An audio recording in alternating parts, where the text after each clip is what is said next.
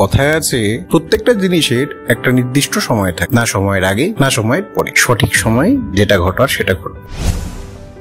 2025 সালটা যেন লিখে দিল একটাই বার্তা, অসম্ভব বলে আসলে কিছুই নেই। যেমন ধরুন পিএসজি, যারা একসময় মেসি, নেইমার, এমবাপ্পেকে নিয়েও চ্যাম্পিয়ন্স লিগ জিততে পারেনি, কিন্তু তারা এবার সেই তারকাদের ছাড়াই প্রথমবার ট্রফি ঘরে তুলল। আবার যেমন ধরুন আরসিবি, রয়্যাল চ্যালেঞ্জার বেঙ্গালুরু, 18 বছরের আইপিএল খরা কাটিয়ে প্রথমবার ট্রফি জিতল তারা।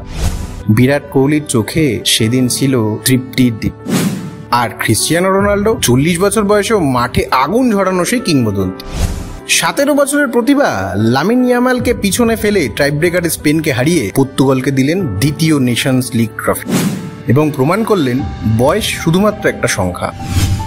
এইসব কাহিনী একটাই বার্তা দেয়, তুমি কোথা থেকে শুরু করেছো সেটা বড় কথা নয়, তুমি কোথায় পৌঁছাতে চাইছো সেটাই আসল। সাফল্য দেরি করে আসতে পারে, কিন্তু হারিয়ে যায় না। আর আমাদের সকলের প্রিয় ভারতের প্রাক্তন রাষ্ট্রপতি ডক্টর এপিজে আব্দুল কালাম বলে গেছেন, স্বপ্ন সেটা নয় যেটা তুমি রাত্রে শুয়ে দেখো, স্বপ্ন সেটা যেটা তোমাকে রাত্রে ঘুমাতে দেয়। তাই স্বপ্ন দেখা কখনো ছেড়ো না।